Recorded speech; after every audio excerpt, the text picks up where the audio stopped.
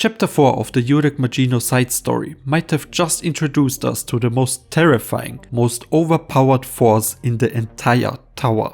Greater than Jahad, more overwhelming than the 10 great families, beyond even the power of Fantaminum himself. I'm talking, of course, about the power of love. A power so strong that it made even Urek Mazino step away and admit defeat. I'm Dennis, and today we are diving deep into one of the most delightfully chaotic and unexpectedly heartfelt chapters of this spin-off so far. We start right where chapter 3 left off. Urek won the match against the unnamed princess of Jahad during the team selection phase of the flip it or leave it game. And by the rules, that meant one thing. She was getting sacrificed to the goat. Now, if you're expecting a dramatic monologue, a final stand, maybe a quick dodge and counter from the princess, too bad. This goat does not hesitate. In one of the funniest tonal whiplashes I've seen in a while, Gisli desperately tries to stop the sacrifice, only to watch the goat casually pick up the princess and swallow her whole. With an expression so blank, so derpy, it killed any drama instantly. And yet, the other characters are horrified. It's the perfect blend of SIU humor and horror. The guy in the Guns N' Roses shirt is still recovering from the shock when he asks Urek the big question. Who are you trying to team up with, if not the princess? And Urek points at the kid with the cap. And this chapter finally gave us a name, Lu. And why does Urek want to team up with Lu? Because, according to Urek, Lu carries the same faint smell of salt that Urek noticed when he first entered the tower. It's unclear if this is symbolic or if Urek just has the world's weirdest superpower. Either way, it becomes the chapter's emotional centerpiece. The Guns N' Roses guy can't believe Urek would sacrifice a princess of Jahad just because of a smell. But then Urek flips the conversation by asking something he doesn't understand. People keep saying Jahad this and Jahad that, but what is a Jahad? Yeah, our boy Urek has just entered the tower, so he has never even heard of the king. When he hears the story of a man who came from the outside world, conquered the tower and now rules it like a god, Urek immediately wants to meet him, because he thinks Jahad might know where Fantaminum went, and more importantly, how Urek can get back out of the tower. And suddenly, his sacrifice of the princess doesn't just feel impulsive, it feels like a mistake. But this is the tower, no do-overs, the only way is forward.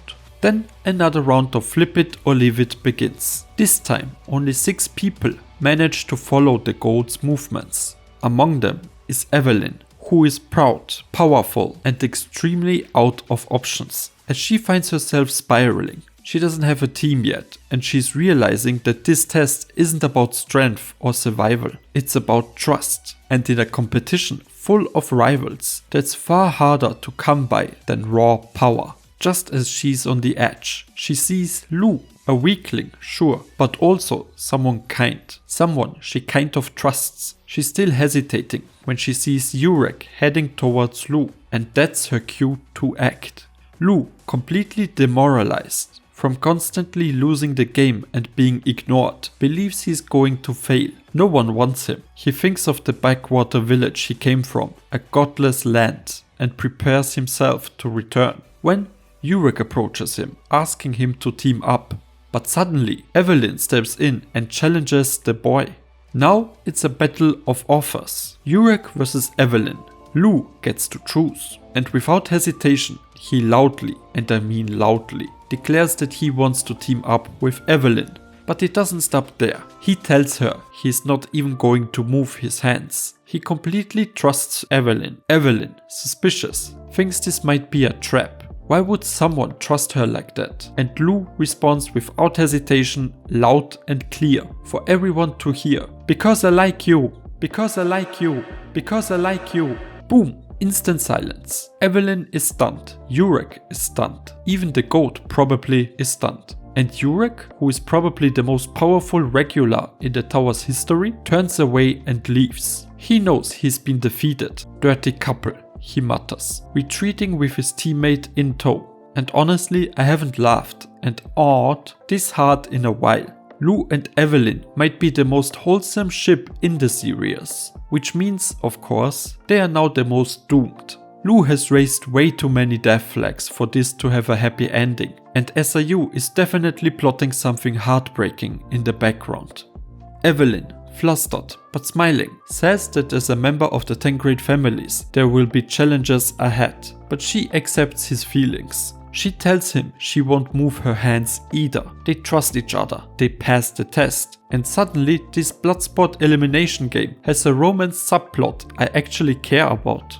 And just as the spotlight shifts from our unexpectedly wholesome couple, Urek gets a new visitor, a calm, confident guy named Neo. But Neo isn't here to flatter or beg for a spot on Urek's team. No, he simply says he is strong enough to not get in Urek's way. His real target lies somewhere else. That alone is suspicious. But when Urek catches a familiar trace of salt in the air, the same scent he noticed on Lu, yeah, that's when the alarm started going off in my head. It's almost guaranteed Neo is somehow connected to Lu, either from the same place or on a mission involving him. And if that's the case, things are about to get real dark real fast. Regardless, Urek is intrigued, and just like that, a new trio is born. But before we move on, something here doesn't quite line up.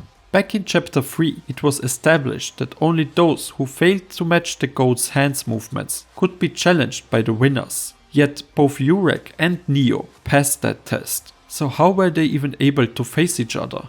It's probably just a small continuity error that slipped by SIU. Nothing major in the grand scheme of things. But hey, this is a review video, so I figured it was worth pointing out. Anyway, we have reached the end of the Flip It or Leave It game, as Gisli announces the 10 completed teams. Urek is confused. He counts only 9, so where's the last one? Cut to the inside of the goat. Yep, the people sacrificed weren't eaten. They were sent to a battle royale inside the goat's belly.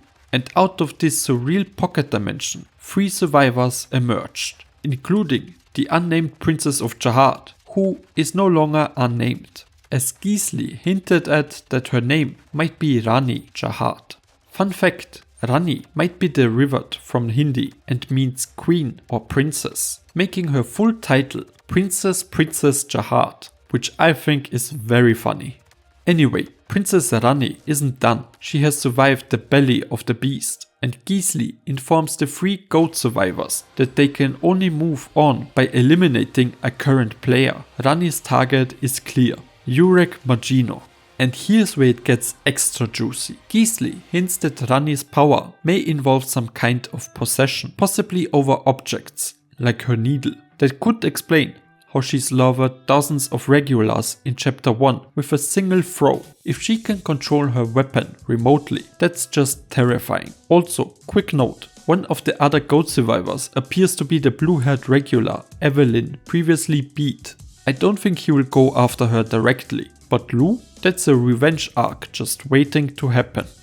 We end the chapter with Dungeon and the other test administrators preparing the next test, a fan favorite classic. The Crown game, a game Tower of God veterans know all too well, and one that promises absolute chaos.